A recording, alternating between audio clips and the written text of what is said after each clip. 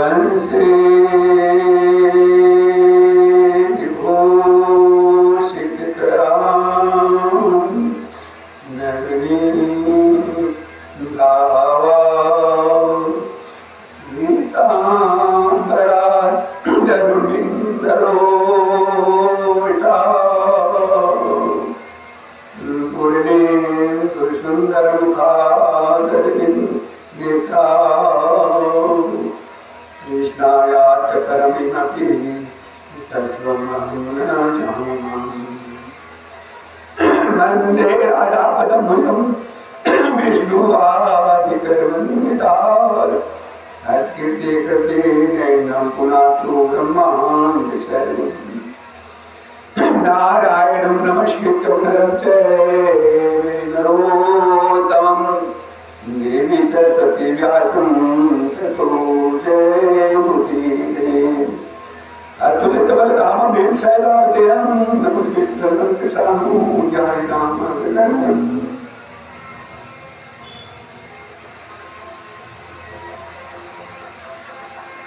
राधे कृष्णा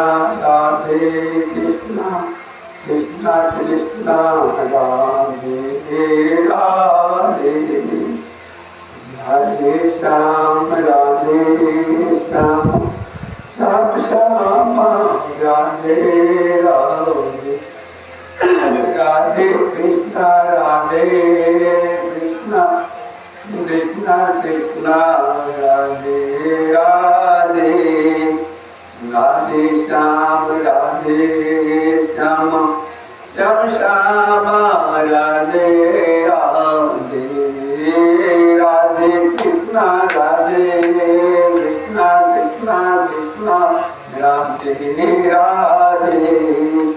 राधे राधे श्याम श्याम श्याम राधे राधे राधे कृष्णा राधे राधे राधे राधे श्याम श्याम श्याम राधे राधे राधे कृष्णा राधे राधे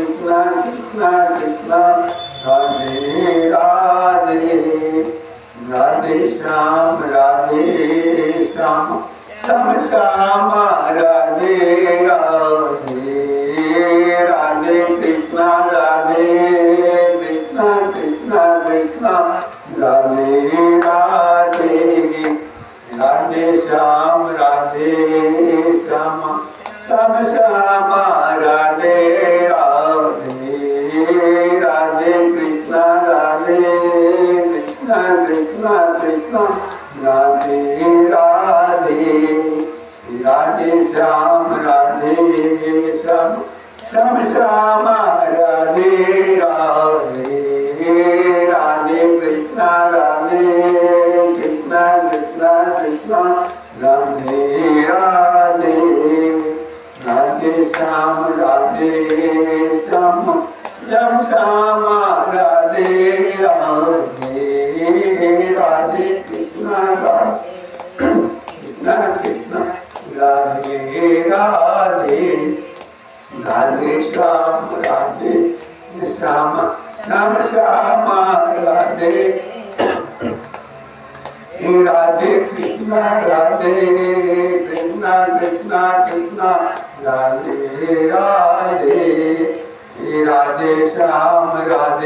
राधे श्याम श्याम श्याम राधे राधे कृष्णा राधे कृष्णा राधे राधे राधे श्याम श्याम श्याम राधे राधे राधे कृष्णा राधे राधे राधे श्याम श्याम श्याम राधे राधे राधे कृष्णा राधे राधे राधे श्याम श्याम श्याम राधे राधे राधे कृष्ण कृष्ण कृष्ण राधे राधे राधे श्याम श्याम श्याम राधे राधे राधे कृष्ण कृष्ण कृष्ण राधे राधे राधे श्याम श्याम श्याम राधे श्याम श्याम राधे श्याम श्याम राधे। बोलिए वृंदावन बिहारी लाल की जय। ओम नमो भगवते वासुदेवाय। श्रीमद्भागवते महापुराण की जय। श्री व्यास जी महाराज की जय। श्री सुखदेव जी महाराज की जय। निताय गौर हरि को चित्त सा सिंधु सर्वस्व। भगवान श्री राधा गोविंद के चरण कमल को याद करते हुए हम सब चातुर्मास व्रत के शुभ अवसर पर हम सब ब्राह्मणी ग्राम के प्रांगण श्री लक्ष्मी नारायण ठाकुरवाले के प्रांगण में हम सब श्रीमद् भागवत कथा प्रभु को सानिध्य में श्रवण करा रहे हैं और श्रवण कर रहे हैं। हम सब श्रीमद् भागवत कथा के तीसरे दिवस में प्रवेश कर रहे हैं। हम सब विस्तार पूर्वक श्रीमद् भागवत कथा का श्रवण करते हुए चातुर्मास 4 महीने के दरमियान प्रभु को पूरे श्रीमद् भागवत कथा श्रवण कराएंगे और करेंगे।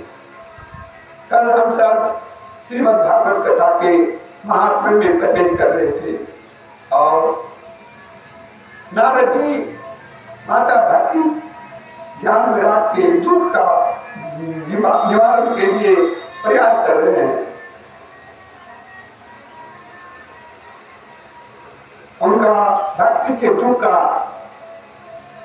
निवृत्ति यानी समाप्त करने जा रहे हैं। कहते हैं नारद जी ऐसे संत हैं वो संत भगवान के रूप में इस पृथ्वी पर, यानी वो ऐसे संत है कि पृथ्वी पर आकाश जहां मन जहां वो चले आते हैं अपने सिद्ध अवस्थाओं के कारण। वही उनके मुखारबिंद से निकला हुआ, नारद जी के मुखारबिंद से निकला हुआ व्यास जी 4 श्लोकों में लिए और वही श्लोक 4 श्लोकों को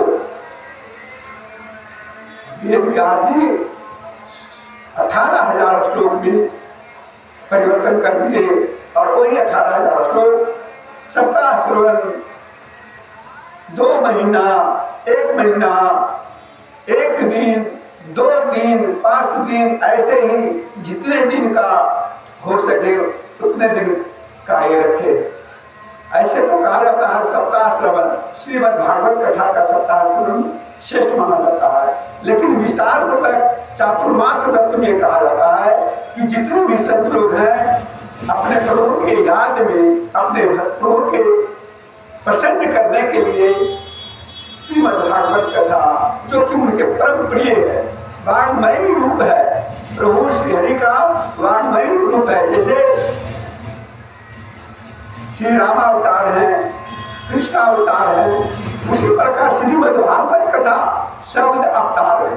क्या है? शब्द अवतार। ये कोई किताब नहीं है, ये साक्षात शब्दमयी भगवान का प्रतिमूर्ति है, यानी स्वयं परमात्मा इस श्रीमद् भागवत कथा के रूप में जब इस धरती को छोड़ करके प्रभु श्री कृष्ण जब अपने लोक को जाने लगे तो उद्धव जी को समझाए और उद्धव जी जब बोले कि आप जा रहे हैं तो अब इस धर्म, जो संसार का धर्म है, किसके सानिध्य में जाएगा, आप किस रूप में यहाँ रहेंगे। उसी समय उस श्रीमद् भागवत कथा में वो प्रवृत्त हो गए, परिवर्तन हो गए और उसी में समा गए। उसी समय से श्रीमद् भागवत कथा स्वयं शब्दमयी परमात्मा श्री कृष्ण स्वरूप है।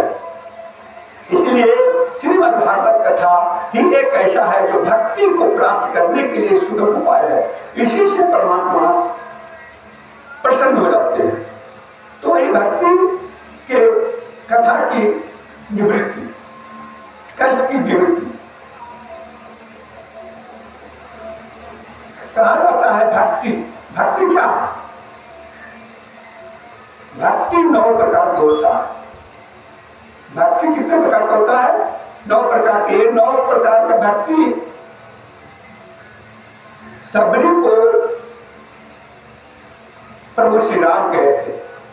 और 9 प्रकार का भक्ति श्रीमद् भागवत के 7वां स्कंद में प्रहलाद जी 9 भक्ति का विवरण किए। श्रवण कीर्तनम विष्णु स्मरण पाद सेवनम अर्चनम वंदनम सक्षम अर्चनम वंदनम दास्यम सक्षम आत्मनिवेदनम। यानी कहते हैं ये कितने प्रकार के है? ध्यान दीजिएगा, ये 9 प्रकार का भक्ति है। 9 प्रकार की भक्ति अगर कोई करे तो परमात्मा उनके पीछे पीछे चलेंगे। लेकिन अगर 9 प्रकार को उससे नहीं पूरा होता तो कम से कम 9 प्रकार में 1 प्रकार कम से कम ले ले। यानी एक जैसे श्रवण, श्रवण 1 प्रकार का भक्ति है। यानी भगवान की कथा अनुवाद गुण अनुवाद को श्रवण करना, कथा को सुनना, ये भी 1 प्रकार का पहला भक्ति है। क्या है? ये पहला भक्ति है श्रवण करना, गुणगान को श्रवण करना, ये पहला भक्ति है। श्रवणम यानी सुनना, सबसे पहला कीर्तनम गुणगान करना यानी भजन करना, कीर्तन करना, ये दूसरा भक्ति है। श्रवण कीर्तनम स्मरणम यानी ध्यान करना, स्मरण को चिंतन करना, ध्यान करना, ये तीसरा भक्ति है। क्या है? तीसरा भक्ति है स्मरणम। पाद सेवनम यानी उनके चरणों को सेवा करना, क्या है? ये चौथा भक्ति है। फिर अर्चनम यानी पूजा पाठ करना, उनके जितने भी हो सके पूजा सोमचार से अर्चना करना और पूजा होगा। अर्चनम वंदनम, अर्चनम वंदनम यानी वंदना करना, स्तुति करना, ये छठे प्रकार का भक्ति है। क्या है? 7वां भक्ति क्या है? दास्यम, उनका दास हो जाना, उदास हुआ भाव में उनका सेवक रूप में भक्ति करना, उनका सेवक रूप में, ये 7वां भक्ति है। 8वां भक्ति क्या होगा? सख्य यानी उनको सखा समझ करके, उनको मित्र समझ करके भक्ति करना, ये 8वां भक्ति है। आत्मनिवेदना यानी आत्मनिवेदन मतलब अपने आप को समर्पण कर देना, ये 9वां भक्ति। यही 9 प्रकार की भक्ति है। लेकिन अगर इसमें से 9 प्रकार भक्ति तुमसे नहीं होता है तो कम से कम 1 भक्ति लीजिए। जैसे एक भक्ति से कौन कौन परमात्मा को प्राप्त किए वो सुनिए। श्रवण, श्रवणम यानी श्रवण से भगवान को कथा सुनने से राजा परीक्षित की बेड़ा पार होगा, उद्धार होगा। किसका होगा है? राजा परीक्षित का। श्रवण कीर्तनम, कीर्तन करने से किनका पार हुआ है? नारद जी का। नारद जी हमेशा गुणगान करते रहते, कीर्तन करते रहते, कीर्तन करते करते उनका कल्याण हुआ। दूसरा हुआ मैंने दूसरा प्रकार के नारद जी हुए। तीसरा स्मरण यानी जो ध्यान हमेशा ध्यान करते करते वो बेड़ा पार हुआ। वो कौन हुआ? ध्यान से ध्रुव जी का बेड़ा पार हुआ। क्या हुआ? किनको? ध्रुव जी को बेड़ा पार हुआ। ध्रुव जी ध्यान से उनको प्राप्त किए, यानी ध्यान ही उनका भक्ति। स्मरण यानी ध्यान करके परमात्मा का चिंतन करना, स्मरण करना, ये तीसरा प्रकार का भक्ति है।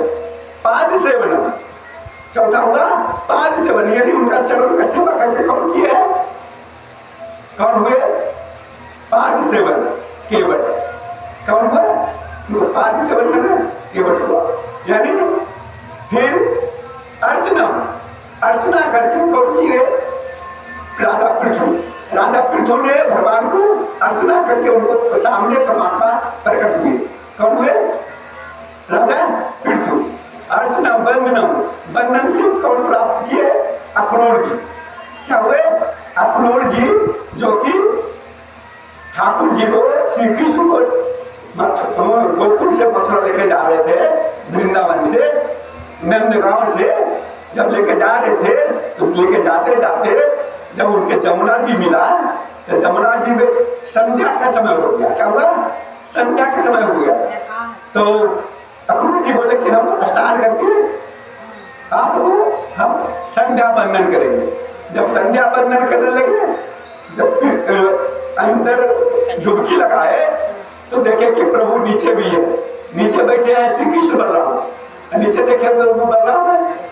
फिर देखते कि अभी तो ऊपर बैठे हुए थे, तो नीचे जमुना जी में किसे है, फिर ऊपर डुबकी से ऊपर आ गए तो देखते ऊपर रथ पर बैठे हुए हैं, फिर नीचे ऊपर नीचे ऊपर नीचे, यानी आश्चर्यचकित होकर के ऊपर नीचे देख रहे हैं। तो फिर बोले श्री कृष्ण कि काका क्या हुआ, कुछ देखे हैं?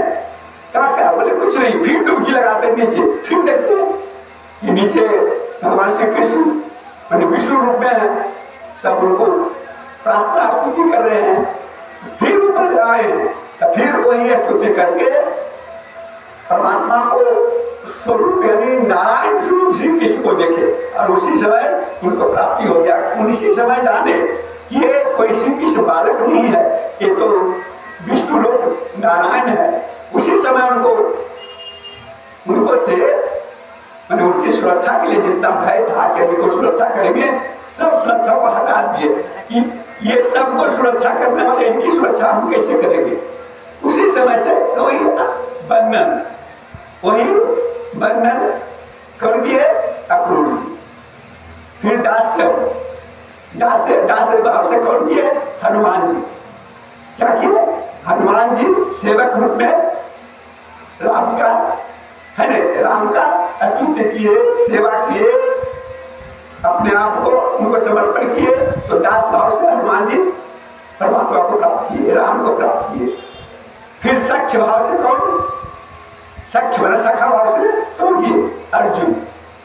अर्जुन भगवान को सखा भाव मानते थे, मित्र मानते थे। यानी परमात्मा का मतलब कि ठाकुर जी कहते हैं कि हमको से कोई न कोई संबंध बनाओ, कोई न कोई संबंध बनाओ, तब तुम्हारा मैं अपना बनूं। यानी ठाकुर जी को कोई न कोई, जैसे कोई मानता है पति मानता है ठाकुर जी को, कोई भाई मानता है, कोई पिता मानता है, अरे कोई सर्वस्व मानता है, उसी प्रकार कुछ न कुछ ठाकुर जी को मानिए। यानी सख्य भाव से अर्जुन ने, और फिर आत्मनिवेदन यानी अपने आप को समर्पण कौन किया? राजा बलि आत्मनिवेदन ऐसा किया कि तीनों लोग उनको से ले लिए, तीनों लोग ले लिए 3 के पद में। फिर भी कहे कि प्रभु दान बड़ा होता है या दानी? क्या दान बड़ा होता है या दानी? तो भगवान बोले कि दानी। तो बोले दान तो हम सब कुछ कर दिया, लेकिन मैं हूं अभी। तीसरा पैर हमको चरण पर, सिर पर रखिए, इसीलिए तीसरा पैर सिर पर रखे, यानी अपने आप को सरेंडर कर दिए, अपने आप को भी उनको रखवा लिए, यानी प्रभु को अपनी आत्मसमर्पण कर दिए। ये हुआ 9वां भक्ति। यही 9 भक्ति है जो कि परमात्मा को प्राप्ति कर लेता है। यानी प्रथम भक्ति संतन के संगा, दूसर भक्ति हृदय प्रसंगा। यानी भगवान कहते हैं सबसे पहला भक्ति कौन है? संत का संग करो, सत्संग में रहो, वो परम भक्ति है। परम भक्ति कौन है? जो संत का संग रहता। श्री राम कहे कि प्रथम भक्ति संतन के संगा, दूसर भक्ति मम कथा प्रसंग, यानी मेरी कथा में, मेरे प्रसंग में हमेशा लीन रहो, ये दूसरा भक्ति हो। तीसरा भक्ति है गुरु पर छल कपट त्याग करके गुरु की सेवा करना। एक तीसरा भक्ति है कौन? छल कपट को त्याग करके गुरु की सेवा करना। ये तीसरा भक्ति भगवान स्वयं कह रहे हैं कि तीसरा भक्ति है गुरु का भक्त में सेवा करना, छल कपट त्याग करके। ये भक्ति 9 प्रकार के श्री राम लिखे हैं। छल कपट त्याग करके, इसलिए भक्ति यही 9 प्रकार का भक्ति होता है। यही भक्ति के प्रभाव से परमात्मा मिलते हैं और कोई उपाय नहीं है भक्ति के कष्ट की निवृत्ति। नारद जी कहते हैं अब मैं भक्ति ज्ञान और वैराग को स्थापित करने के लिए प्रयत्न पूर्वक श्री सुखदेव जी के कहे हुए भागवत शास्त्र की कथा द्वारा उज्जवल ज्ञान यज्ञ करूंगा। कौन करूंगा? ज्ञान यज्ञ करूंगा। ज्ञान यज्ञ कौन होता? श्रीमद् भागवत कथा ही ज्ञान यज्ञ है, यानी जो व्यास के मुखारबिंद से जो निकला हुआ जो वाक्य है वही ज्ञान है। और यही जो ज्ञान वर्षा होती है, यानी कहा जाता है कि माता गंगा में पूरे डूब जाइएगा तो उससे डर है, लेकिन इसमें पूरा डूबिएगा, यानी श्री कृष्ण के श्रीमद् भागवत कथा में जितना तल्लीन जितना डूबिएगा उतना परमात्मा के समीप रहिएगा। तो कहता है यही ज्ञान यज्ञ करूंगा। कौन करे? नारद। यह यज्ञ मुझे कहाँ करना चाहिए? कह रहे हैं ये यज्ञ कहाँ करना चाहिए? आप इसके लिए कोई स्थान बता दीजिए। आप लोग वेद के पारगामी हैं। कौन है?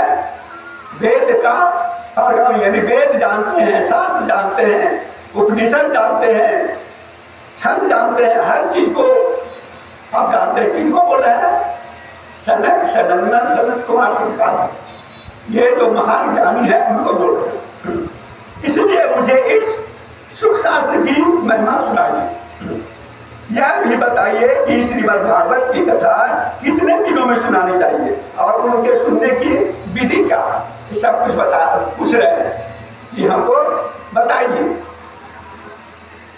सरकारी बोले तुम्हारे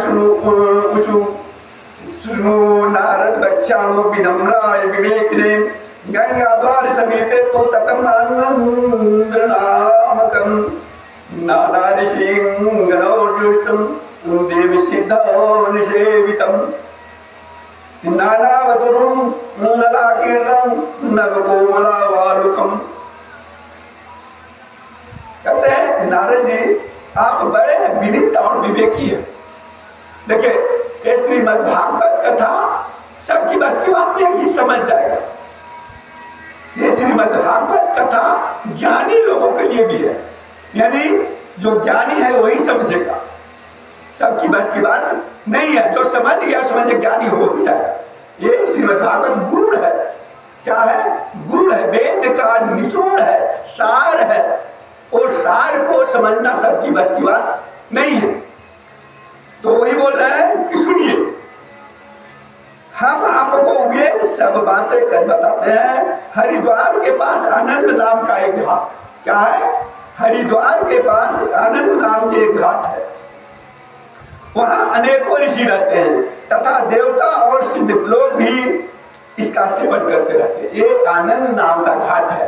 वहां पर हमेशा देवता लोग, ऋषि लोग, हमेशा वहां पर सत्संग प्रवचन होते रहता, हमेशा प्रभु का गुणगान होते रहता। उस जगह ही एक ऐसा जगह है जो कि ये श्रीमद् भागवत कथा श्रवण कराया जा सकता है। भांति भांति के वृक्ष और लताओं के कारण वह बड़ा सघन है और वहां बड़ी कोमल नवीन बालू है। क्या है? उस गंगा घाट में क्या है? गंगा जी में कौन रहता है? बालू रहता है, रेत रहता है, नहीं कोमल कोमल रेत रहता है। पूरे जितने भी है घाट पर रेत है। वह घाट बड़ा ही सुरम्य और एकांत प्रदेश में है। वहां हर समय सुनहले कमलों को सुगंध आया करती है। उसके आसपास रहने वाले सिंह, हाथी आदि परस्पर विरोधी जीवों के चित्त में भी बैर भाव रही है। ये देखिए स्थान का प्रभाव होता है। मैंने संत जहां रह गए हैं, सुनिए एक कथा है। जहां संत सत्संग किए, तप किए, योग किए, साधना किए, वो स्थान पवित्र हो जाता है, वो पवित्र हो जाता है और परमात्मा के प्रिय हो जाता है। उस स्थान पर अगर अनजान महापापी से भी पापी आदमी पहुंच जाता है तो उसका भी कल्याण हो जाता है। क्या हो जाता है? उसका भी कल्याण हो जाता है। एक कथा आता है कि एक शराबी मदिरा पानी पीने वाला, क्या है? मदिरा पानी पीने वाला, इतना मदिरा पानी पीता था, इतना मदिरा पान करता था, वेश्यावृत्ति करता था, मदिरा पान करता था, वही उसका काम ही था। लेकिन वो मदिरा पान प्रत्येक दिन जाता था, आता था उसी रास्ते से। लेकिन एक दिन क्या हुआ कि अंत में मदिरा पान करके एक ऐसा स्थान जहां संत तपस्या किए थे, योग किए थे, साधना किए थे, भगवान की भक्ति किए थे, प्रभु के ध्यान किए थे, स्मरण किए थे, उस स्थान पर 3 मुहूर्त तक, 3 घड़ी तक बेहोश रहा। क्या हुआ? 3 घड़ी तक बेहोश रहा। वो तो श्रापी था, विश्वामित्र पूरे जितने भी महापाप था वो करता था। क्या करता था? जितने भी महापाप था वो करता था, लेकिन 3 घड़ी तक उस जगह बेहोश रहा। अब बेहोश रहा, अब फिर उसकी मृत्यु हो गई। जब मृत्यु हो गई तब वहां पर गए, तो वहां पर गए, स्वर्ग में गए, नरक में गए, तो बोले देवराज तुम्हारा सब दिन तो तुम अधर्म किया है, अपवित्र काम किया है, वेश्यावृत्ति किया है और शराब मदिरा यानी अभक्ष भोजन किया है, लेकिन एक स्थान है जहां पर तुम 3 घड़ी बेहोशी अवस्था, होश में नहीं रहा, फिर भी तुम्हारा उसको फल मिला। अब ये बताओ कि उस 3 घड़ी के बदले तुम्हें एक दिन रात यानी 24 घंटा का स्वर्ग का राजा बनाया जाता है, और सब दिन यानी जितने भी है सब दिन नरक में रखना है। अब तुम सोचो कि तुम्हें नरक पहले भोगोगे कि एक दिन का मैंने इंद्र का राजा बनोगे, मैंने इंद्र का मैंने पद लोगे, स्वर्ग का राजा बनोगे, तुम्हें क्या चाहिए?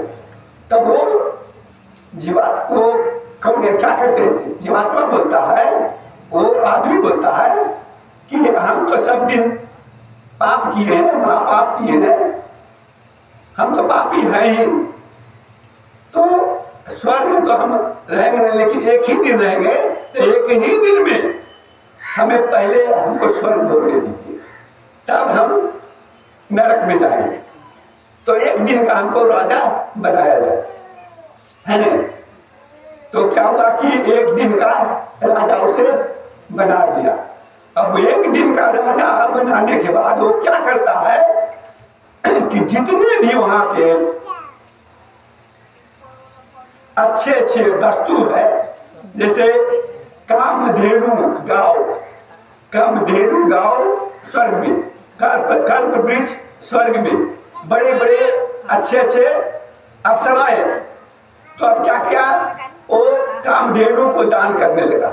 अच्छे अच्छे चीज को, कामधेनु को दान किया, कल्प वृक्ष को दान कर दिया, अप्सरा को दान कर दिया, मैंने जितने भी है अच्छे अच्छे चीज 24 घंटा के अंदर अधिकतर चीज दान कर दिया। अब उस दान के प्रभाव से उस जो राजा आदमी था इतना ने पुण्यवान हो गया, इतना ने पुण्यवान हो गया, वो नरक जाने के लोग ही नहीं रहा। तो बोले कि अब तुम्हें नरक तो नहीं दिया जा सकता है, अब तुम पृथ्वी पर जाओगे। अब पृथ्वी पर जाकर के कोई ऐसे राजा बनोगे, कोई ऐसे राजा बनोगे जिसका कि तीनों लोक में तुम्हारा राज होगा। वही आदमी पृथ्वी पर गया तो वही राजा बलि हुआ। वही 3 घड़ी का मैंने संत के स्थान पर, संत के तपस्थली पर रहा तो वही राजा बलि बने। सोचिए कि ये दान का कितना महत्व है। दान मनुष्य को छोड़ना नहीं चाहिए। हर चीज में दान का बड़ा महत्व है। देखिए दान क्या है? दान ये नहीं कहो कि हम मेरे पास सब कुछ है तब दान करेंगे। मेरे पास 100 रुपया है तो उसमें अगर हम 5 रुपया ही देते हैं वो भी दान होगा। ये नहीं कि हमको 1000 रुपया है तो हम दान करेंगे, हमको लाख रुपया है तो हम दान करेंगे, नहीं। जैसे एक कथा है, एक कथा क्या है कि एक जो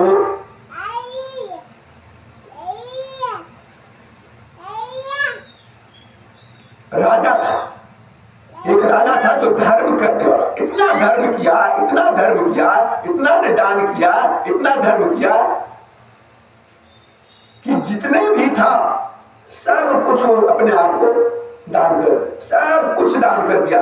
अब उसके पास कुछ बचा नहीं, अब कुछ बचा नहीं तो क्या करे, भूखा मरने लगा।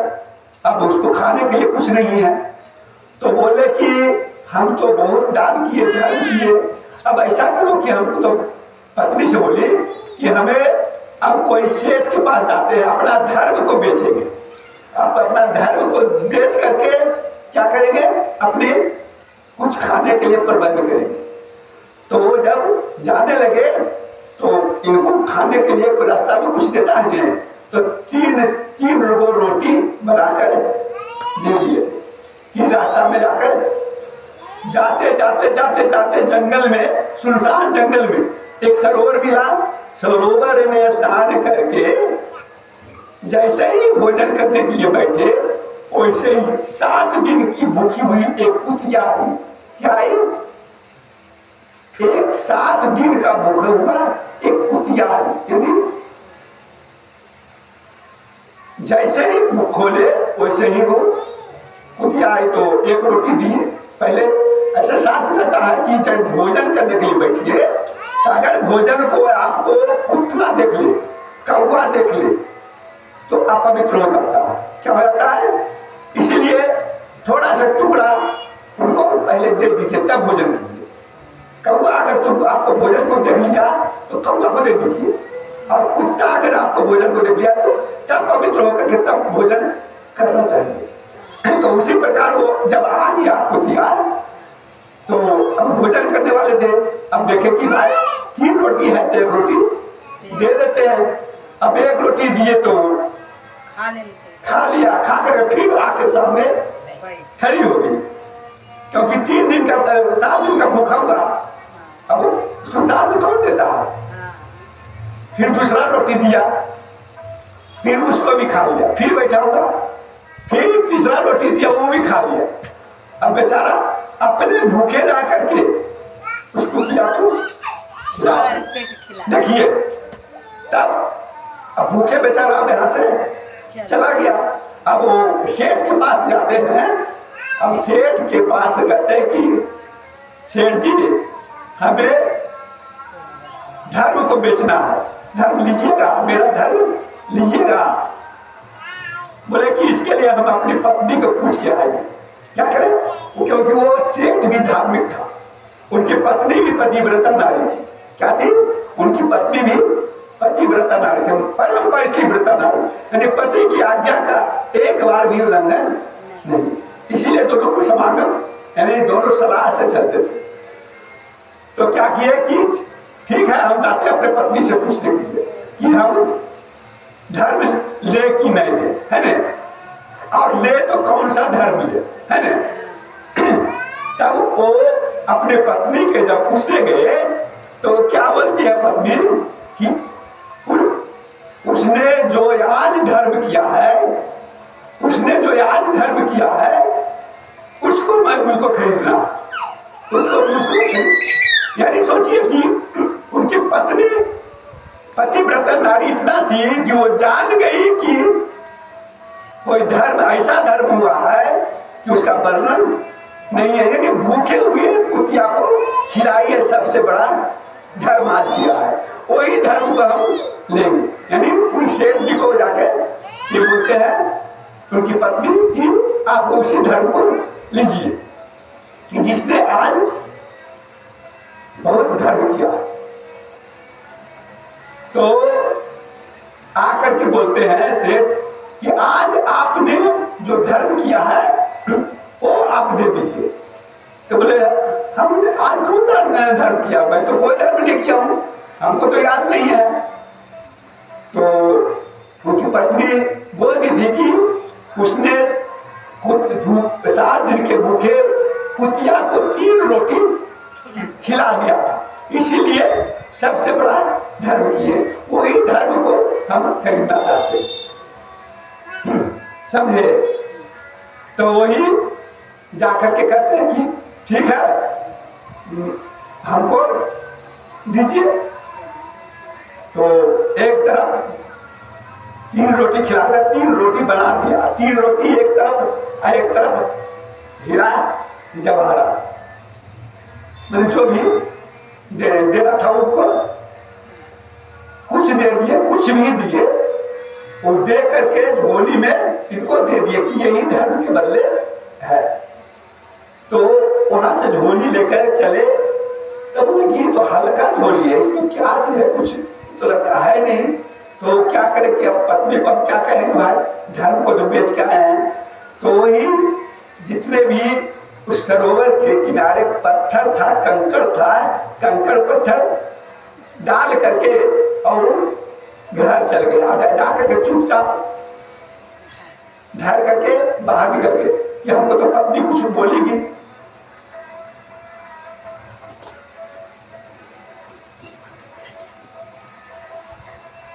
तो वही कंकड़ पत्थर हीरा जवाहरात में बदल गया।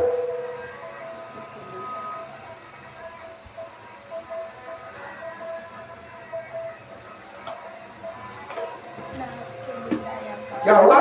वही कंकड़ पत्थर हीरा जवाहरात हुई, यानी वो धर्म के बदले इतना ने जवाहरात दे दिए, इतना भी हीरा मोती दे दिए। यानी परमात्मा धर्म के बराबरी कुछ नहीं कर सकता, इसलिए धर्म को देखना चाहिए। धर्म क्या है? किसी को मदद कर देना, किसी को सेवा कर देना, वो धर्म है। और परमात्मा की भक्ति करना परम धर्म, परम धर्म। परमात्मा की प्राप्ति का साधन करना एक परम धर्म है। इसलिए भागवत कथा सुनना एक परम धर्म है। माता पिता का सेवा करना धर्म है रे। पुत्र पत्नी को पालन करना धर्म है। लेकिन परम धर्म क्या है? भगवान की प्राप्ति करने का साधन करना, ये परम धर्म है। तो वही कहता दान सबसे श्रेष्ठ है। देखिए दान कितने प्रकार का होता पता है? दान पर चलता एक बार अकबर बीरबल का कथा सुने? अकबर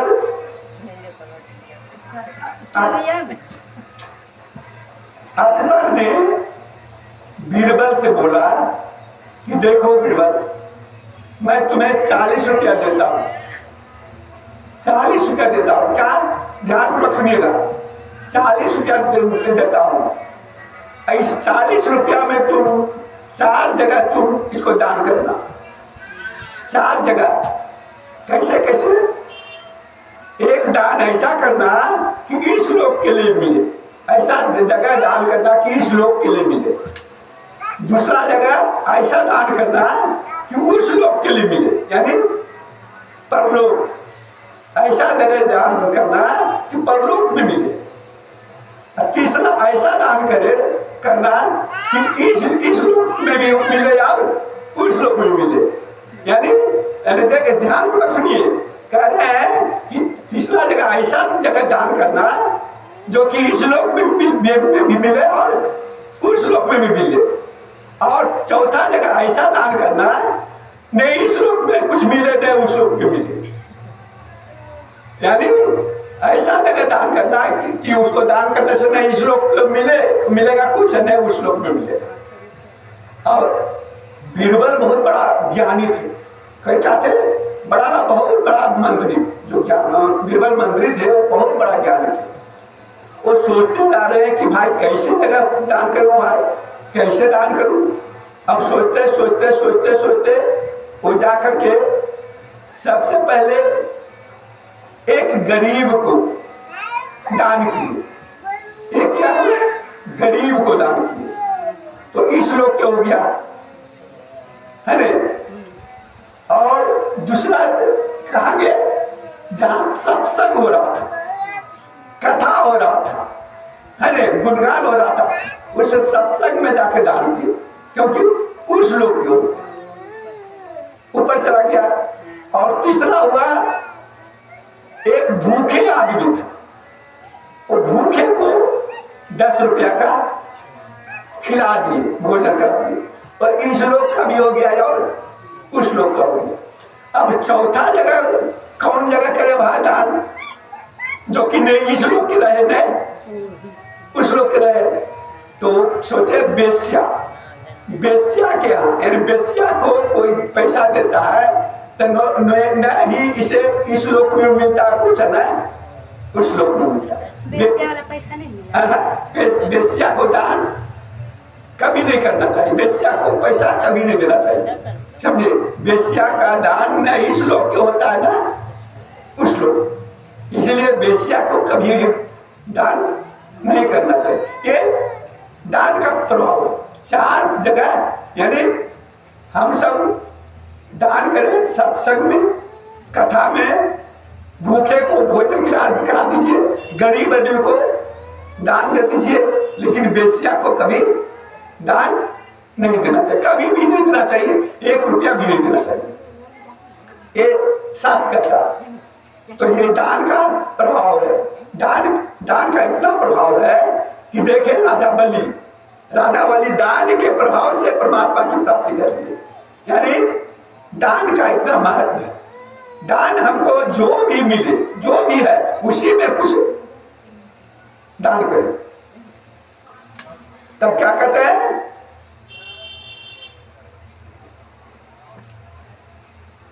भांति भांति के वृक्ष। कहां पर दान कथा करना चाहिए, बता रहे हैं कि कथा कहां करना है, कि भांति भांति के वृक्ष वहां लगे हुए हैं, वहां बड़ी कोमल नवीन बालू बिछी हुई है, वह घाट बड़ा ही सुरम्य और एकांत प्रदेश में है, वहां हर समय सुनहले कमलों की सुगंध आया करती है। उसके आसपास रहने वाले सिंह, हाथी आदि परस्पर विरोधी जीवों के चित्त में भी बैर भाव नहीं रहता, यानी बैर भाव कहाँ रहता है, जहाँ की संत लोग रहते, जहाँ की तपस्या होता, वहां सब बैर भाव भुला के चला जाता है। यानी ये जो सत्संग हो रहा है, यहाँ पर भी कोई भी है ने परमात्मा के शरण में आकर के कथा सुन सकता है, अपना कल्याण कर सकता है। यहाँ बैर और प्रेम की बात नहीं है, यहाँ तो सिर्फ परमात्मा से प्रेम करने का बात है। कथा वहां आप बिना किसी विशेष प्रकार के ही ज्ञान यज्ञ आरंभ कर दीजिए, उस स्थान पर कथा में अपूर्व रस का उदय होगा। भक्ति भी अपनी आंखों के ही सामने निर्मल और जरा जीर्ण अवस्था में पड़े हुए ज्ञान और वैराग को साथ लेकर वहां आ जाएंगे। क्या आ जाएंगे, जब कथा होते रहेगा तो कौन आ जाएंगे, भक्ति माता ज्ञान वैराग दोनों पुत्र के साथ वहां पर, क्योंकि वहां पर इनका वृद्धावस्था खत्म हो जाएगा। क्या हो जाएगा, जवान हो जाएंगे, वहां पर जाग जाएंगे, सोए हुए जो जाग जाएंगे। क्योंकि जहां भी श्रीमद् भागवत की कथा होती है, सुनिए क्या करें, जहां भी श्रीमद् भागवत की कथा होती है वहां वे भक्ति आदि अपने आप पहुंच जाते हैं, उनको बुलाने की जरूरत। ये जो कथा हो रही है यहाँ पर भक्ति माता ज्ञान वैराग को बुलाने के लिए तो स्वयं आ जाती है, स्वयं वहां पर पहुंच जाती है। वहां कानों में कथा के शब्द पढ़ने से ये तीनों तरुण हो जाते हैं, यानी जवान हो जाते हैं। इस कथा का सिर्फ कान में जाने के बाद सूत जी कहते हैं कि इस प्रकार कहकर नारद जी के साथ सनकादिक भी श्रीमद् भागवत कथा अमृत का पान करने के लिए वहां से तुरंत गंगा तट पर चले आए। कहां चले आए, जहां पर की कथा होना है। जिस समय वे तट पर पहुंचे, भूलोक, देवलोक और ब्रह्मलोक सभी जगह इस कथा का हल्ला हो गया। क्या हुआ, हल्ला हो गया। कैसा हल्ला होगा कि फलदा जगह अमुक स्थान पे कथा होने वाला, श्रीमद् भागवत कथा होने वाला। कैसा हल्ला हुआ, स्वर्ग में भी हल्ला हो गया, पाताल में भी हल्ला हो गया और पृथ्वी पर जो श्रीमद् भागवत कथा के रसिक विष्णु भक्त थे। इस कथा के रसिक कौन है? विष्णु भक्त। जो भगवान विष्णु में जिसका प्रेम है, भगवान शंकर में जिसका प्रेम है, वो कभी भी चूकते नहीं है। क्योंकि वैष्णव हम सब है। वैष्णवों में सबसे श्रेष्ठ कौन है? सबसे श्रेष्ठ भगवान शंकर। भगवान शंकर वैष्णवों में श्रेष्ठ। सबसे बड़ा भक्त भगवान विष्णु के कौन है? शंकर। वैष्णवों में श्रेष्ठ भगवान शंकर। ये सभी श्रीमद् भागवत अमृत का पान करने के लिए सबसे आगे दौड़ दौड़ कर आने लगे। सब दौड़ दौड़ के आने लगे कि हम श्रीमद् भागवत कथा श्रवण करेंगे। कौन कौन आए? देखिए ऋषि मुनि भी कौन कौन आए? भृगु आए, वशिष्ठ आए, च्यवन आए, गौतम, विद्यातिथि, देवल, देवराज, परशुराम, विश्वामित्र, सकल, मार्कंडे, दत्तात्रेय, पिपलाव, योगेश्वर, व्यास और पराशर। पराशर कौन है? वेद व्यास जी का पिताजी। वेद व्यास जी कौन है? श्री सुखदेव जी के पिताजी, जो श्री सुखदेव जी कथा कहेंगे। छायासुत, जांजली और जहनु। जहनु कौन है? ये एक ही चुल्लू में माता गंगा को पी लिए। उतने बड़ा विराट गंगा माता को एक चुल्लू में अपने अंदर पी लिए। वो जहनु ऋषि है।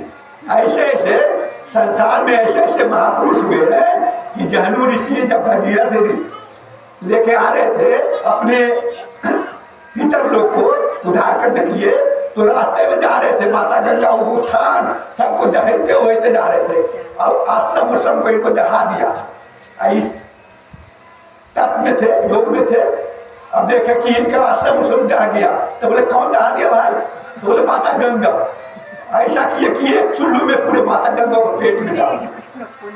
अब एक चुल्लू में, यानी ऐसे ऐसे महापुरुष संत लोग, संत का इतना सारा पेटवा कितना होता है योगी के लिए पूरे ब्रह्मांड को समा सकता है। भगवान होती है, कोई संत ही भगवान होता है। संत कोई साधारण नहीं होता है। देखिए अगस्त मुनि। अगस्त मुनि कौन है? संत है जो पूरे सागर को एक चुल्लू में पी गए। ये तो गंगा माता और पूरे सागर, जितना बड़ा सागर है वो पूरे सागर को एक चुल्लू में पी गए। ऐसे ऐसे संत महापुरुष इस धरती पर आए हैं। आदि सभी प्रकार प्रधान प्रधान मुनिगण अपने आप अपने अपने पुत्र सही शिष्य और स्त्रियों समेत बड़े प्रेम से वहां आए। इनके सिवा वेद, वेदांत, उपनिषद, यानी ये सब तो किए। वेद भी, ये जो वेद है वो मूर्ति रूप में आ गए, आदमी के रूप में आ गए। वेदांत भी आदमी के रूप में आ गए। गीता भी जो है वो भी आदमी के रूप में आ गए। यानी सब सुनने के लिए, कथा सुनने के लिए। सोचिए सब शास्त्र, गंगा माता, गंगा, गोदावरी, प्रयाग सब आ गए। मैंने ये कथा सुनने के लिए सब आ गए। मंत्र, यानी जो मंत्र है वो मंत्र पुरुष के रूप में आ गए। तंत्र, मंत्र सब आ गए। 17 पुराण, ये जो 17 पुराण है वो सब आ गए आदमी के रूप में। और 6 शास्त्र मूर्तिमान होकर वहां उपस्थित हुए। गंगा, देखिए गंगा भी स्त्री रूप में आ गई। और नदियां, पुष्कर और सरोवर, कुरुक्षेत्र आदि समस्त क्षेत्र, सारी दिशाएं, दंडक आदि वन भी आदमी के रूप में आ गए। हिमालय, यानी हिमालय जो पर्वत है वो भी आदमी के रूप में सुनने के लिए आ गए। पर्वत तथा देव, गंधर्व और दानव आदि सभी कथा सुनने चले आए। सब लोग कथा सुनने चले आए। जो लोग अपने गौरव के कारण नहीं आए, यानी कि हमको बुलाने नहीं आया है, हम नहीं जाएंगे, तो उनको भृगु मुनि जाकर के जबरदस्ती बुला के लेके चलाए। उन्हें बुला समझा बुझा कर ले आए। तब कथा सुनने के लिए दीक्षित होकर श्री कृष्ण परायण सनकादि नारद जी के दिए हुए श्रेष्ठ आसन पर विराजमान हुए। उस समय सभी श्रोताओं ने उनकी वंदना की। श्रोताओं जो सुनने वाले हैं, जो कथा व्यास को वंदना की, स्तुति की। श्रोताओं में वैष्णव, श्रोताओं में कौन कौन थे? वैष्णव थे, विरक्त थे, वैरागी था, सन्यासी था, सब आए हैं। सन्यासी, वैरागी, विरक्त और ब्रह्मचारी लोग आगे बैठे और उन सबके आगे नारद जी विराजमान थे। देखिए श्रेष्ठ योगी भी आए, सन्यासी भी आए, विरक्त भी आए, वैरागी भी आए, और उसके आगे कौन बने? श्रोता के रूप में नारद जी बने। एक और ऋषिगण, एक और ऋषिगण और देवता, एक और वेद और उपनिषद आदि, तथा एक और तीर्थ बैठे। सारे तीर्थ जो एक और बैठे, और दूसरी ओर स्त्रियां बैठी, दूसरी ओर स्त्रियां बैठी। उस समय सब और जय जयकार, नमस्कार, माने श्रीमद् भागवत कथा की जय, श्रीमद् भागवत कथा की जय जय घोष हो रहा है। और शंखों का ध्वनि शब्द होने लगा और अबीर, गुलाल, खील और फूलों को खूब वर्षा होने लगी। कोई कोई देवश्रेष्ठ तो विमानों पर चढ़ कर आए, देवता लोग विमान पर चढ़ कर आए। वहां बैठे हुए सब लोगों पर का वृक्ष की पुष्पों की वर्षा होने लगी। यानी देवता लोग, यानी इस कथा में कोई ऐसा नहीं है जो कि चुके नहीं है। और सबसे आगे कौन? हनुमान जी तो सबसे आगे है, जो बजरंगबली है इस कथा में सबसे आगे आते हैं। सूत जी कहते हैं इस प्रकार पूजा समाप्त होने पर जब सब लोग एकांकित हो गए, तब सनकादि ऋषि महात्मा नारद को श्रीमद् भागवत कथा का महात्म्य स्पष्ट करके सुना रहे। अब महात्म्य सुना रहे हैं कौन? सनकादि। सनकादि ने कहा अब हम आपको इस श्रीमद् भागवत कथा की महिमा सुनाते हैं। ध्यानपूर्वक सुनिएगा, इस कथा की महिमा को श्रवण ध्यानपूर्वक सुनना चाहिए। इसका महिमा क्या है? महिमा का मतलब इसका महत्व क्या है, ये क्या कर सकता है ये कथा, इसका महिमा श्रवण करा रहे कौन? सरकार। इसके श्रवण मात्र से, इसके श्रवण मात्र से, सुनने मात्र से मुक्ति यानी मोक्ष को प्राप्त कर बताता है। मोक्ष अपने आप उनको लेने के लिए आ जाता है, मुक्ति अपने आप उनको लेने के लिए आ जाता है। ये श्रवण सिर्फ सुनने मात्र से। श्रीमद् भागवत की कथा का सदा सदा सदा सर्वदा सेवन आस्वादन करना चाहिए। कथा है यस्य श्रवण मात्रेण, यस्य श्रवण मात्रेण मुक्ति करतले अस्थिता। यानी इनकी श्रवण करने से ये जो आपका करतल है उस पर मुक्ति आ जाती है।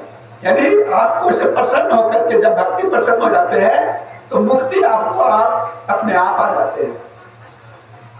इसीलिए कहा जाता है सदा सेव्या श्रीमद् भागवती कथा यस्य श्रवण मात्रेण हरिश्चित्तम समाश्रित। यानी सदा सेव्या श्रीमद् भागवती कथा यस्य श्रवण मात्रेण हरिश्चित्तम समाश्रित। यानी कहते हैं श्रीमद् भागवत की कथा का सदा सेवन करना चाहिए। क्या? सदा श्रवण करना चाहिए, सदा सुनना चाहिए, सदा उनके सानिध्य में रहना चाहिए, आस्वादन करना चाहिए, पीना चाहिए। इसके श्रवण मात्र से श्री हरि, यानी इनको सुनने से क्या होता है? श्री हरि हृदय में आकर बैठ जाते, विराजमान हो जाते। इसको सुनने से, श्रीमद् भागवत कथा को सुनने से श्री हरि हृदय में प्रवेश हो जाते हैं। इस ग्रंथ में क्या है? 18,000 श्लोक है और 12 स्कंद है तथा श्री सुखदेव और राजा परीक्षित का संवाद है। सुनिए ध्यानपूर्वक। किसमें क्या है? आप इस भागवत साथ ध्यान देकर सुनिए। यह जीव यह जीव, क्या जीव कौन है? ये शरीर आपका जीव नहीं है। ये शरीर रूपी घर में जो रह रहा है जीवात्मा, वो जीव है। क्या है? हम शरीर नहीं है, हम जीवात्मा है। हम जीवात्मा कौन है? उस पर ब्रह्म परमात्मा का अंश है, वो जीवात्मा है। ये शरीर में नहीं हूं। ये शरीर क्या है? जिस प्रकार हम सब इस मकान में रह रहे हैं, उसी प्रकार वो जीवात्मा इस शरीर रूपी मकान में रह रहा है। श्रीमद् भागवत कथा किस लिए सुनते हैं? शरीर के लिए नहीं सुनते, उस जीवात्मा को कल्याण करने के लिए सुनते हैं। उस जीवात्मा को मुक्ति प्रदान करने के लिए हम श्रवण करते हैं। ये न कि ये शरीर को हमको नौकरी चाकरी चाहिए, पुत्र चाहिए, बाल बच्चा चाहिए, धन चाहिए, इसके लिए श्रीमद् भागवत कथा नहीं है। श्रीमद् भागवत कथा है अपने आप को कल्याण करने के लिए, जीवात्मा जीव को कल्याण करने के लिए। यह जीव तभी तक, यह जीव क्या है? तभी तक अज्ञानवश इस संसार चक्र में भटकता है। ये जीव कब तक भटकता है? अज्ञानवश, जब तक क्षण भर के लिए भी कानों में श्री सुख शास्त्र की कथा नहीं जाती। बहुत से शास्त्र और पुराण सुनने से क्या लाभ? जितने भी शास्त्र है उसको सुनने से कोई लाभ नहीं है। ज्यादा सुनने से क्या लाभ है? हमको जब एक ही शास्त्र को सुनने से कल्याण हो जाता है, तब वो शास्त्र को सुनने से क्या फायदा? इससे तो व्यर्थ का भ्रम बढ़ता है। उसको सुनो, उसको सुनो, जितना सुनोगे उतना तुमको भ्रम होगा। अरे उससे कल्याण नहीं हुआ, उससे कल्याण नहीं हुआ।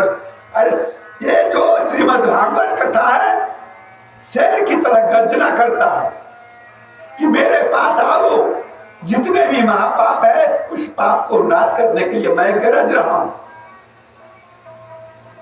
मुक्ति देने के लिए तो एकमात्र भागवत शास्त्र ही गरज रहा। जिस घर में नित्य प्रति श्रीमद् भागवत की कथा होती है, देखिए ध्यानपूर्वक सुनिए कि जिस घर में श्रीमद् भागवत कथा की नित्य प्रति श्रीमद् भागवत की कथा होती है, वह तीर्थ रूप हो जाता है। वो घर क्या हो जाता है? तीर्थ रूप हो जाता है। जो तीर्थ जाते हैं, वृंदावन, प्रयाग, ये श्रीमद् भागवत कथा के प्रभाव से जिस स्थान पर होता है वो तीर्थ रूप हो जाता है। क्योंकि भगवान शब्दावतार है। ये श्रीमद् भागवत कथा है, शब्द के रूप में परमात्मा स्वयं है। यहाँ पर उनका गुणगान होता है तो स्वयं परमात्मा आ जाते हैं। क्या हो जाता है? तीर्थ रूप हो जाता है। और जो लोग उसमें रहते हैं, जो लोग उसमें रहते हैं, जिस घर में रहते हैं, उसके सारे पाप नष्ट हो जाते हैं। हजारों अश्वमेध और सैकड़ों बार पे यज्ञ इस सुख शास्त्र की कथा का 16वां अंश भी नहीं। कितना भी यज्ञ कर लीजिए, लेकिन इस श्रीमद् भागवत ज्ञान यज्ञ के बराबर वो नहीं हो सकता।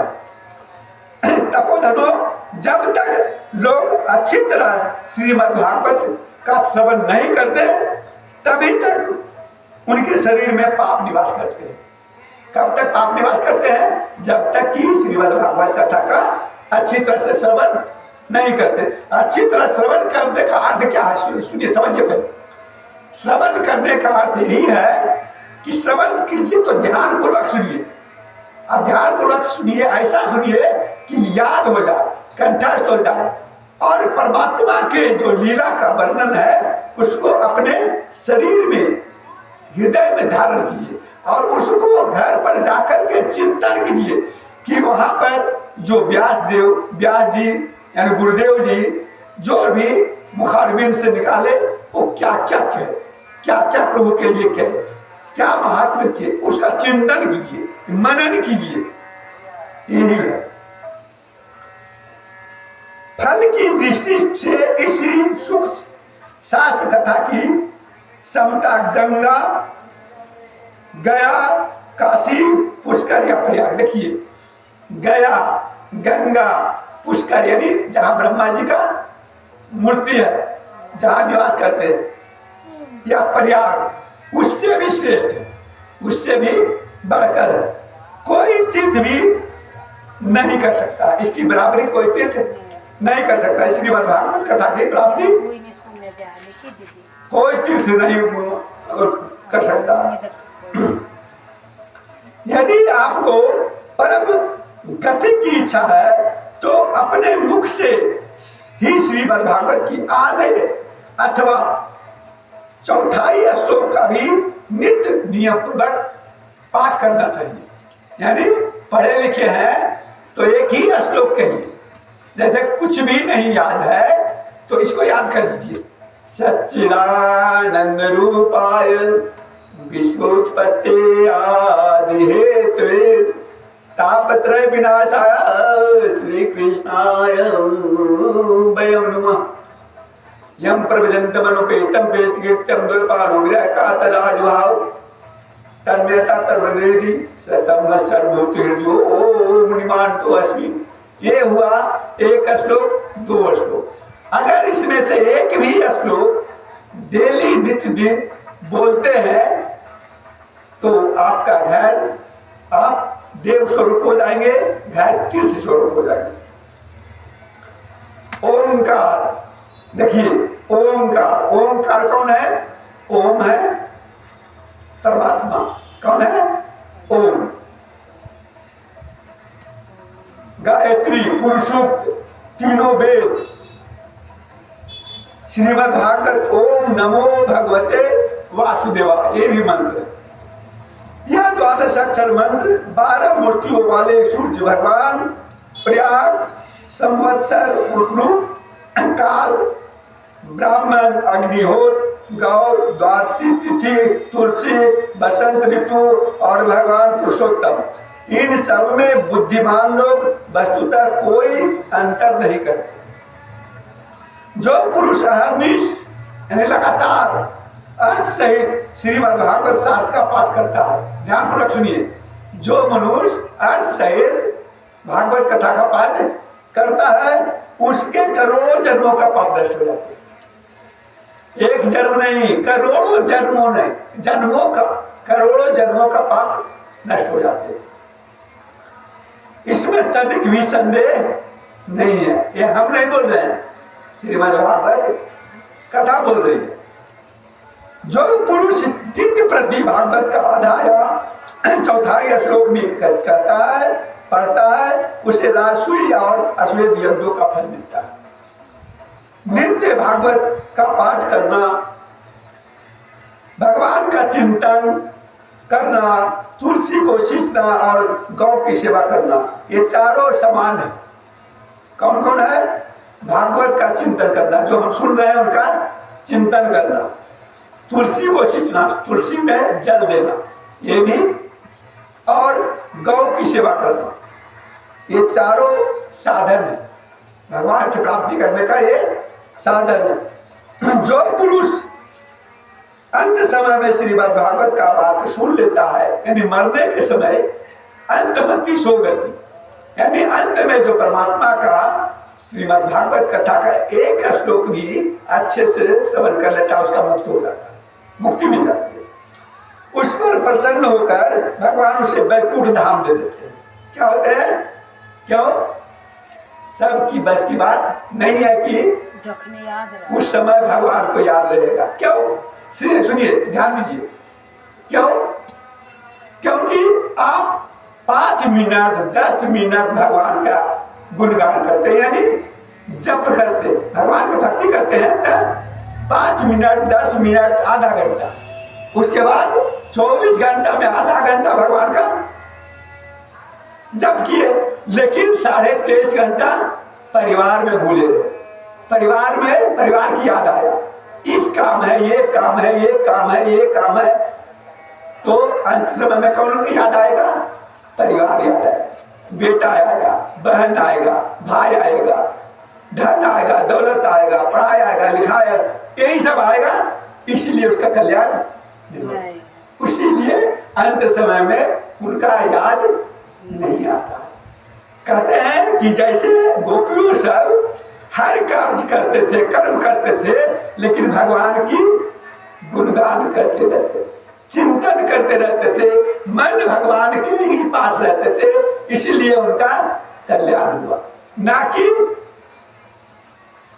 5-10 मिनट पूजा करके हबरदबर, अरे ढेर सब काम है, वो काम है, वो काम है, वो काम है, क्या करके और दिन भर अपने संसारिक में रह गया, तो उसका कल्याण नहीं। क्यों?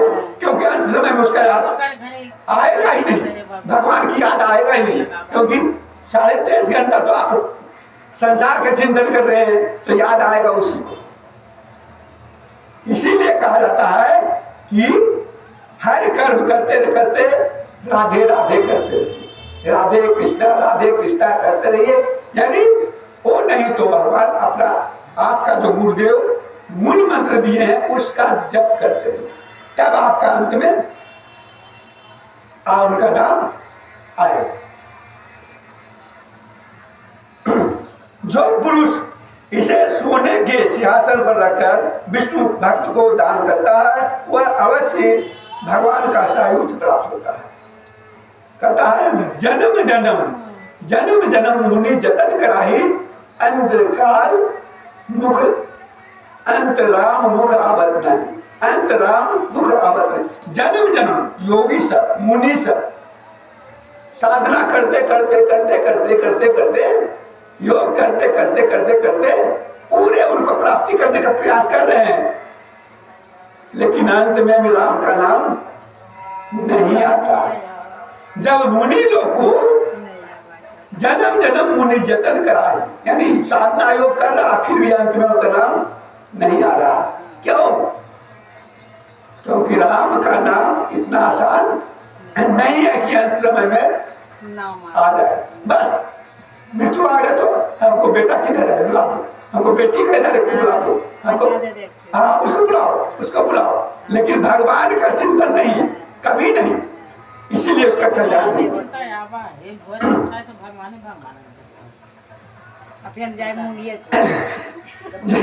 जिस दुष्ट ने अपनी सारी आयु में चित्त को एकाग्र करके श्रीमद् भागवत अमृत का थोड़ा सा भी रसास्वादन नहीं किया,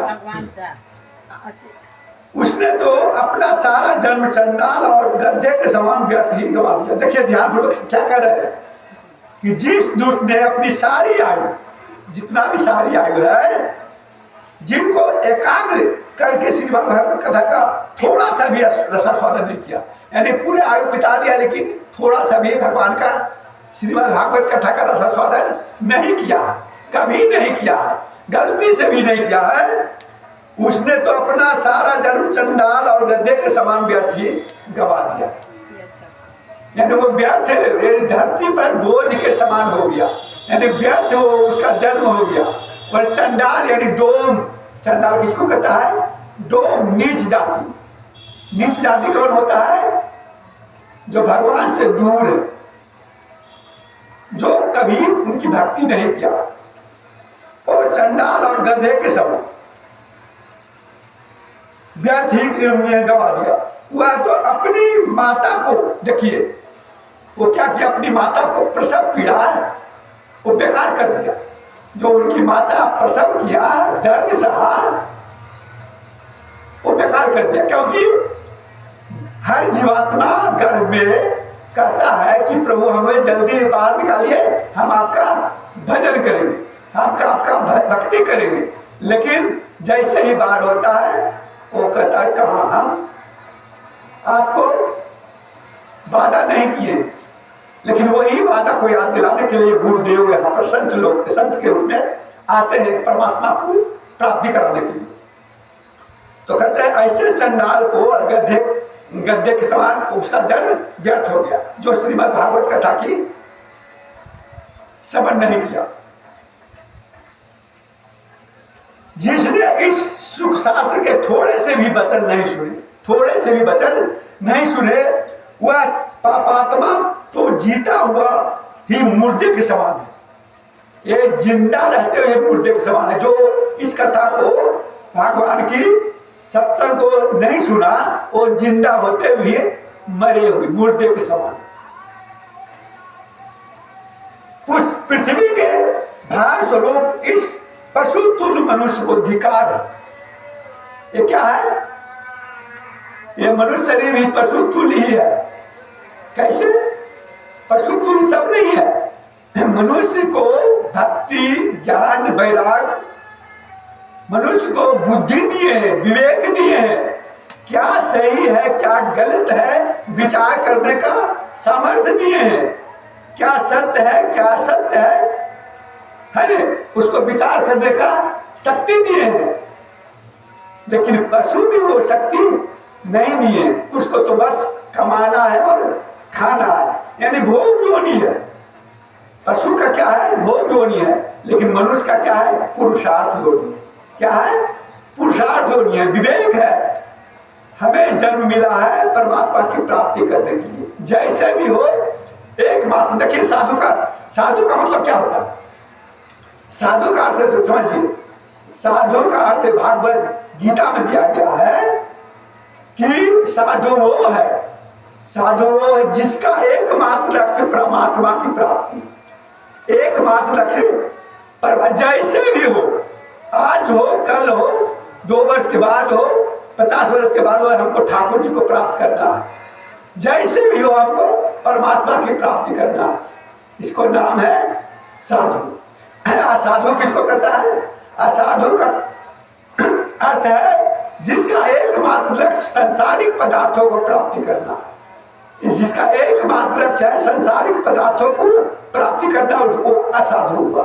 और जिसका एकमात्र लक्ष्य परमात्मा की प्राप्ति हो उसको कहता है साधु।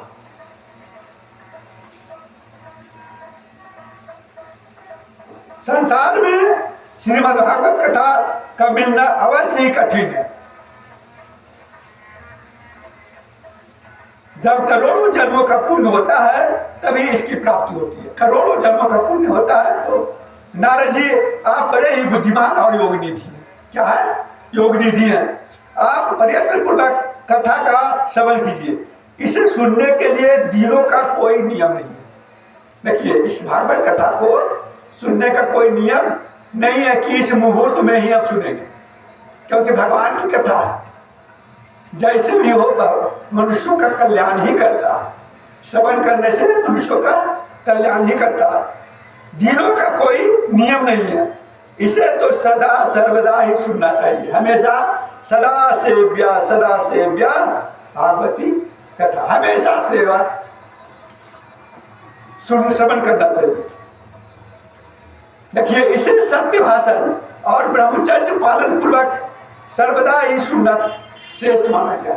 इसको सुनिए तो कैसे? ब्रह्मचर्य पूर्वक और सदा सर्वदा श्रेष्ठ माना गया ब्रह्मचर्य पूर्वक। और सत्य भाषण यानी जितना दिन सुनिए हमेशा प्रयास कीजिए कि हमेशा सत्य बोले, हमेशा सत्य बोले। किंतु कलयुग में ऐसा होना कठिन है। कलयुग में ऐसा होना कठिन है। इसलिए इसको सुखदेव जी ने जो विशेष विधि बताई है वह जान लेनी चाहिए। क्या विधि बताए हैं? कलयुग में बहुत दिनों तक चित्त की वृत्तियों को बस में कर रखना, विषयों में बंधे रहना और किसी पुण्य कार्य के लिए दीक्षित रहना कठिन है। इसलिए सप्ताह श्रवण की विधि है। यानी कोई 4 महीना तक संयम से नहीं रहेगा, है सत्य भाषण नहीं करेगा, तो उसको क्या विधि बताए है? एक सप्ताह में इस कथा को सुनना चाहिए, ताकि एक सप्ताह कम से कम 7 दिन तो सत्य बोले, 7 दिन तो कम से कम ब्रह्मचर्य में रहे, 7 दिन तो कम से कम पापियों से दूर रहे, ये कहा जाता है। इसलिए 7 दिन का सप्ताह श्रवण किया। श्रद्धापूर्वक कभी भी श्रवण करने से अथवा माघ मास में श्रवण करने से जो फल होता है वही फल श्री सुखदेव जी ने सप्ताह श्रवण में निर्धारित किया है। मन के असंयम, देखिए सुनिए, मन के असंयम, रोगों की बहुलता और आयु के अल्पता के कारण तथा कलयुग में अनेकों दोषों की संभावना से ही सप्ताह श्रवण का विधान किया गया है। जो फल, देखिए ध्यान रखिए, जो फल तप करने से, योग करने से और समाधि से भी प्राप्ति नहीं हो सकता, वह सर्वांग रूप में सप्ताह वर्ष से शहर में ही प्राप्त होता है। और कहा योग साधना करेगा, कहा तप करेगा। सबसे बड़ा तो ये सबसे आसान तरीका है संयम पूर्वक सत्य भाषण के द्वारा जितना भी सुने हम भगवान की कथा सप्ताह श्रवण श्रीमद् भागवत कथा सुने ताकि हमको कल्याण हो। सप्ताह श्रवण यज्ञ से बढ़कर है। क्या है? सप्ताह श्रवण जो भागवत कथा है यज्ञ से बढ़कर है, व्रत से बढ़कर है। जो एकादशी व्रत है उससे भी बढ़कर है, तप से भी बढ़कर है, तीर्थ सेवन से भी तो सदा ही बढ़कर। तीर्थ जो जाते हैं, हरिद्वार जाते हैं, ऋषिकेश जाते हैं, पुरी जाते हैं, वृंदावन जाते हैं, उससे भी बढ़कर क्या है? श्रीमद् भागवत कथा। क्यों? क्योंकि श्रीमद् भागवत कथा होता है तो जितने भी तीर्थ है अपने आप वहां पर पहुंच जाते हैं, उनके पास जाने की जरूरत नहीं होता। यहां तक कि ध्यान और ज्ञान से भी बढ़कर अजी इसकी विशेषता कहां तक वर्णन करें? कौन कह रहे हैं? सनकादिक महात्मा सुना रहे हैं, श्रीमद् भागवत कथा का महात्म सुना रहे हैं। ये महात्म कैसा है, इसका पावर क्या है, शक्ति क्या है, ये बता रहे हैं। सौनक जी ने पूछा, सूत जी यह तो आपने बड़े आश्चर्य की बात कही। अवश्य यह भागवत पुराण योग वेता ब्रह्मा जी के भी आदि कारण श्री नारायण का निरूपण करता है, परंतु यह मोक्ष की प्राप्ति में ज्ञान आदि सभी साधनों का तिरस्कार करके इस युग में उनसे भी कैसे बढ़ गया, यानी सबसे आगे कैसे बढ़ गया? आप बताइए क्या कारण है कि सबसे आगे श्रीमद् भागवत कथा बढ़ गया? सूत जी ने कहा, सौनक जी जब भगवान श्री कृष्ण, देखिए ध्यान दीजिए जो बताए थे, जब भगवान श्री कृष्ण इस धराधाम को छोड़कर अपने नित्य धाम को यानी वैकुंठ जाने लगे, गोलोक धाम को जाने लगे, तब उनके मुखारविंद से एकादश स्कंद जिसमें कि ज्ञान की चर्चा का ज्ञान उपदेश सुनकर भी उद्धव जी ने पूछा। उद्धव जी बोले कि गोविंद, अच्छा भगवान श्री कृष्ण को गोविंद नाम क्यों रखा गया? पता है? गोविंद नाम इसलिए रखा गया कि जब गोवर्धन पूजा होने लगा, जैसे ही होने लगा तो इंद्र भगवान ने मूसलाधार बारिश की ताकि गोकुल वृंदावन सब प्रलय हो जाए। लेकिन उस समय भगवान ने 7 दिन 7 रात तक अपने कनिष्ठा पर उठाए रखे। इससे इंद्र का मद का दमन हुआ, उनका जो अहंकार था, घमंड था, वो समन हो गया। तब वही इंद्र ने कामधेनु गौ को ला करके इनको अभिषेक किए।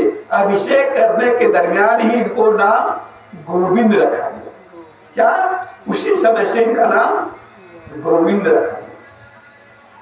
उद्धव जी बोले, गोविंद अब आप तो अपने भक्तों का कार्य करके परम धाम को पधारना चाहते हैं, किंतु मेरे मन में एक बड़ी चिंता है, उसे सुनकर आप मुझे शांत कीजिए। कहते हैं कि अब घोर कलिकाल यानी कलयुग आ रहा है, आया ही समझिए, इसलिए संसार में फिर अनेकों दुष्ट प्रकट होंगे।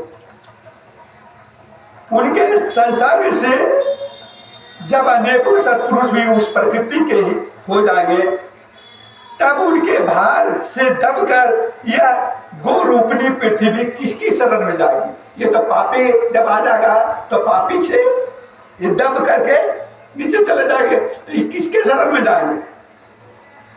कमल नयन, मुझे तो आपको छोड़कर इसकी रक्षा करने वाला कोई दूसरा नहीं दिखाई देता।